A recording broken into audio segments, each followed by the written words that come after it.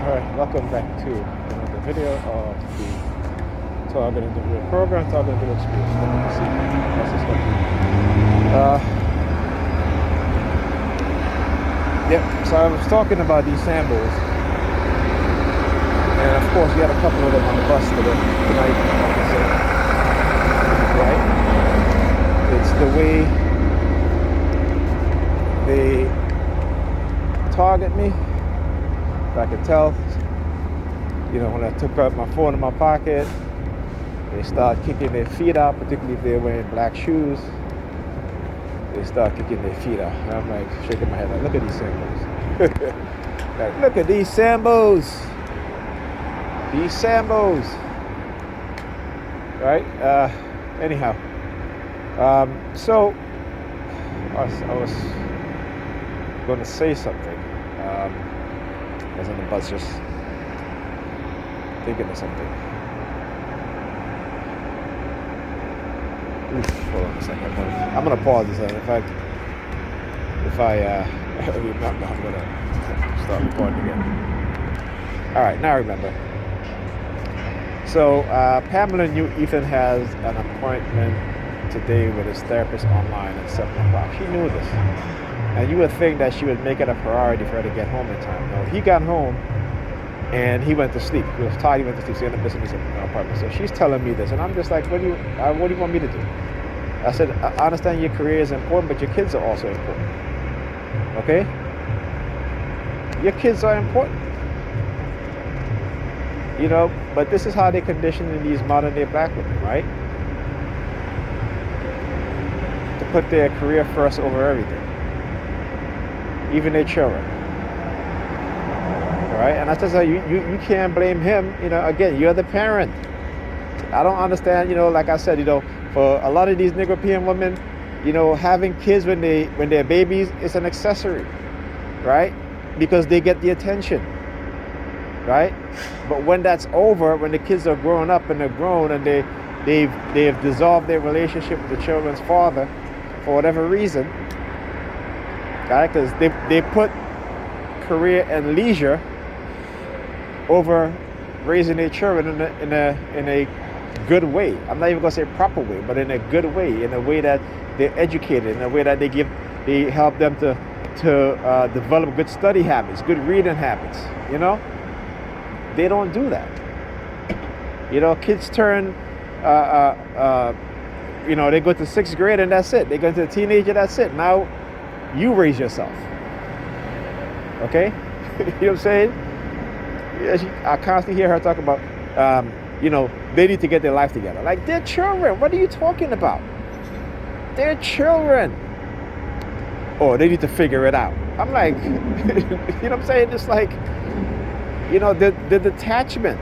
Like I said, leisure and career first. That's what they put first out of their kids.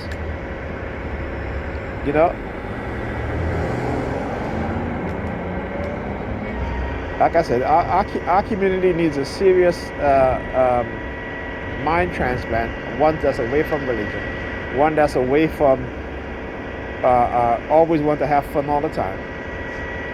And I was just kind of thinking back, when I was a young man in my early 20s, career was important, but again, I didn't have kids until in my late I was almost 30, right? So for my entire 20s, no kids. Okay? But again, what I should have been doing, which again, you really don't know if you have nobody to show you or teach it to you, is to build financially, all this stuff that you're supposed to do. That's why I tell my son, I said, listen, concentrate on you and building your financial status in your 20s, right? You want to go out once in a while, but and the thing is that I used to be a DJ too, so it was like party every week, DJ and stuff like that. So when you're young, you're used to that lifestyle. It's like, but again, when it comes to the business side of it, it was not that great. It was okay. That's why as I got older, trying to move into different areas, particularly in my career, where I can develop and stuff like that, not realizing that, we were being sabotaged, right? My brother and I, others that, particularly want to get into the print media thing, we're being sabotaged. And it's funny too how we've been taught to despise each other as black people, black Americans, black Caribbeans. White supremacy will always use other groups of black people, even though we're still black people, but we might be from the Caribbean, maybe from Africa, and they try to create like some model black citizens, to disparage black Americans, ADOS Americans, right? Which I always thought that is ridiculous, because I never saw myself as being any different from a person that's born here, right? I never saw myself. Yes, I'm from the Caribbean. Yes, I love my Caribbean heritage, right? But I also understand from a very young age, from my cousin, who is he's a researcher, a great researcher. He writes books on history and stuff like that. That, when they took entire family out of Africa, they left some in the Caribbean. They took some to the Americas, right? So you understand there's that relationship, right? How many people out there understand that their lineage, right, is not only here in America in terms of those people, right, descendants of African slaves in America, but also they also have families in the Caribbean or in South America. You see, this was how my mentality was when I was younger. So I never really saw me as being different from any black person wherever they may be, whether they be in Europe, in Africa, here in the Americas, the Caribbean. I never saw them as being that. Okay? But I understand how we are used as tools against one another. Right? And they do this with other groups too, with Asians. Just reading an article about how their banks will loan money to buy houses to people from the Caribbean or from certain countries in Africa, as opposed to loaning, black Americans, right?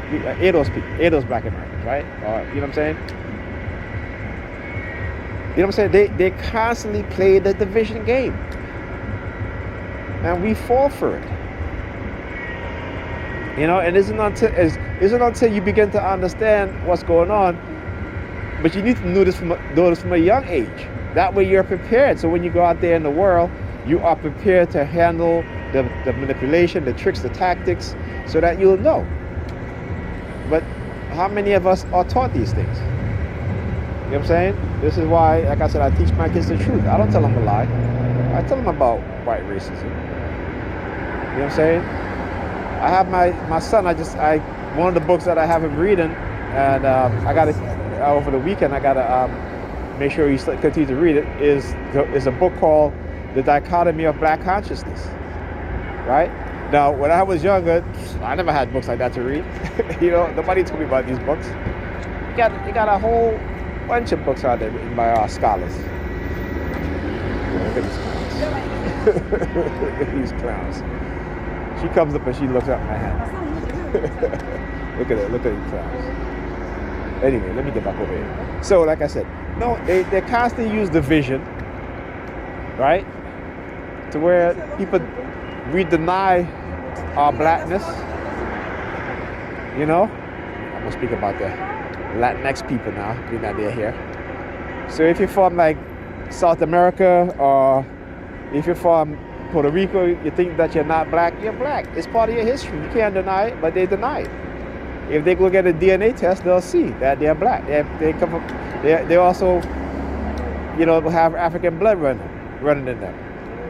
But they think they're different because, again, colorism is another tool that they use to divide people, right?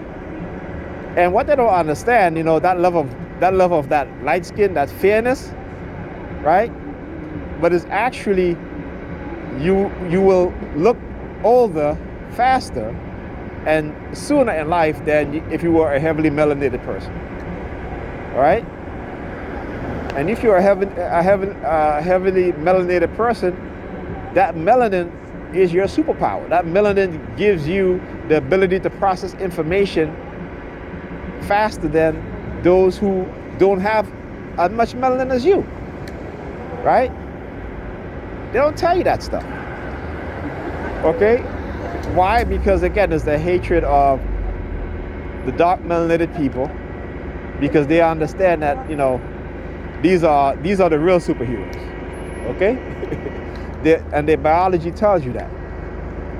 Right? They age slower, they process information faster,